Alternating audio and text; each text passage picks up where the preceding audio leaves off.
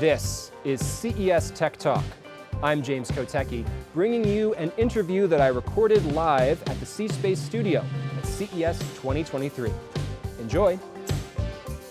Welcome back once again to the C-Space studio here at CES 2023. I'm James Kotecki, joined by Ashley Menschner, the SVP of Media at the Ad Council. Yes. Welcome to the C-Space studio. Thank you so much for having me. I saw you on day one, which feels like a lifetime ago. It feels like so long ago, and there's so much that happens at Yes. CES. But first, let's start the conversation by just level setting the Ad Council. Yes. We've seen the logo. I have a vague understanding that it exists. What is the Ad Council? How do you define it? You definitely have seen the logo. The Ad Council is the leading nonprofit that uses the power of communications to drive social change. So we work cross-sector, bringing together the media, advertising, tech, entertainment, industries to address the most pressing social issues of our time. So whether that's addiction, gun safety, soon to be mental health, it's really rallying the industry behind causes. And this is a kind of a collaborative effort that the industry started many years ago, right? Yeah. Can you tell us a little bit about the history? Yes, started in 1942, was originally known as the War Advertising Council. Okay. And we've been around, it was just galvanizing the industry. So it's like Madison Avenue types, like trying to figure out how they're going to help the war effort? Yes, Okay. and everyone wants to give back. Everyone wants to do good. So tell us, I like to say it's the best job in the world. And give us a few of your greatest hits, because people have definitely seen some of these ads. They know them. People know Smokey Bear. I mean, how can you not know Smokey Yes. Bear? Crash Test Dummies. More recently, Love Has No Labels, our Emmy Award-winning campaign with the dancing skeletons. You've probably seen that ad. So some of the greatest. So what is keeping you busy as you look at 2023? What is not keeping us busy? Coming out of our COVID vaccine education campaign last year, we're going to take all the learnings from that coalition model and again galvanize the industry behind the next big pillar initiative, which is going to be mental health for us. And so we just announced the largest single gift in Ad Council history with the Huntsman Institute, Mental Health Institute, with a leading gift of $15 million. And we have a goal of raising $65 million over the next 7 years to address the mental health crisis coming out of the pandemic. Over 50% of Americans are saying that they're struggling with a mental health condition, but yet only about 48% of them are doing anything to get help. And so we have a few campaigns that are going to fall under this pillar that are already on our docket. So our Seize the Awkward campaign, that is youth suicide prevention, our veteran crisis prevention campaign, and middle school mental health, which targets parents. I don't know if you're a parent, but I am. Targeting, obviously you have, I don't know how old your kids are, but middle schoolers really struggling. And so and they don't want to talk about their mental health. So we're using the power of music to get them talking about their mental health. And then we're going to be launching a new effort targeting adults, and specifically with a focus on men and Black and Hispanic communities. And that will be launching sometime in June. So that will be keeping us very busy. We are dedicated to the next, I would say, decade of bringing this issue to life and really having a big impact. And what's the scope of the different places that you're advertising? Are you kind of everywhere, digitally, billboards, everywhere. TV, Snapchat, whatever it is? Yes, everywhere there's advertising, or anywhere people are consuming content.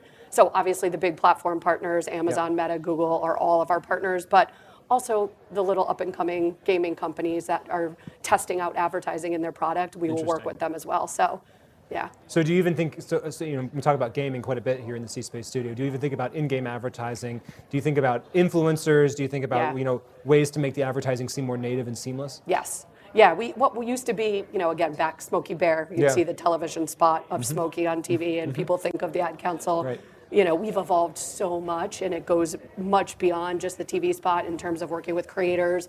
We did a Twitch live stream this year for our Veterans Crisis campaign for a Twitch streamer who was playing a game who was also a veteran, just talking about the issue and his struggle with PTSD. So things like that. And another great example of using tech for good is Amazon. If you go home right now and ask Amazon, what is love? They integrated our diversity and inclusion messaging into the product. So it'll give you stories of what love means to people. And those are just great. And then direct to our Love Has No Labels campaign to give people resources. So we're trying to use every platform organically and show up in a way that, feels natural. Wow. I was going to say, what is love, baby, don't hurt me. That was the first thing. That was the first thing that came to mind. I know you worked for HBO before the Ad Council. Did you pick up on storytelling ideas there that you now apply here? Yeah, absolutely. I was at HBO right when HBO Go was coming to market, and we were trying to figure out how do we bring this streaming product to life. And it was just a great place to work under strong leadership. But I wanted to take all of those marketing learnings and digital experience I had, and then apply it for good, and really do something that I felt passionate about. So it brought me to the best job in the world. I really love what I do. So yeah, it's been great. Speaking of applying learnings, you mentioned that you're going to be applying learnings to this mental health campaign that you learned from the vaccine campaign, the pandemic. What are some of the things that you did learn from that? I mean, I imagine that was a massive effort. It was incredible. And just seeing, like I said, the industry come together. I mean, we had brands knocking on our door asking how they could help. So it was really just interesting to let the industries lead and come to us with ideas.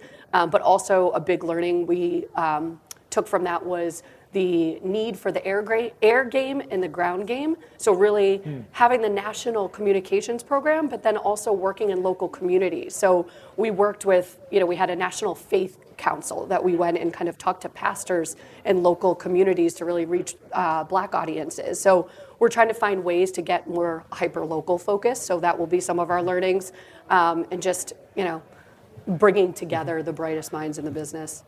You mentioned that you're everywhere that there is advertising. Are there new frontiers of advertising that maybe you're not in or you're about to get in that you're just kind of eyeing?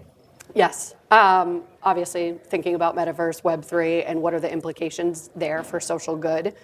So my colleague, actually, who I was here with, was telling me this story yesterday about how she was in Horizon Worlds and how she met someone who is a nurse in avatar form. Obviously, the privacy was there, but talking about how she had taken the day off because she was struggling and she was taking a mental health day to come to this concert hall in Horizon Worlds to just feel better. And so my colleague was saying, God, wouldn't it be amazing if the Ad Council could have resources or build communities in these spaces for people to come together and talk about what they're going through. So we're looking at the metaverse. We're trying to figure out what's going to stick. And what the applications are for our campaigns. That's interesting, because to get a little bit philosophical about it, if you're talking about something like preventing forest fires, that's a physical thing that's happening in the physical world. But if you're talking about mental health, it's not only that the Ad Council has the opportunity to raise awareness around that, but an advertisement, a piece of media, a piece of content can actually help change someone's mental state. Being in the metaverse can help change someone's mental state. So this is something where that you can maybe even be more proactive than maybe you've even been in the past. Yeah. And I think people have feel more at ease talking about things when it's their avatar and not their true self. So we can help them and kind of show up, where they are, and then hopefully they take that off platform and they kind of feel better going back to their, real life. So we're excited about it. I think there's a lot of interesting things that are going to happen. So much change in the history of the organization. So much change in just the past couple of years. Is there something that you think technology will not change as we look out in the next 10 years? I think just that human. We think that our campaigns, you're going to start first and foremost by looking at audiences and really understanding what you're trying to accomplish and what the goals and needs of them are. So I don't think the need to look at what you're actually trying to accomplish and who, look at the communities, what they're trying to tell you. And I don't think technology is going to change that. You're going to have to start human-centered and start, with the people that you're trying to reach first. Yeah. Beyond the actual day-to-day work that you do, what else inspires you?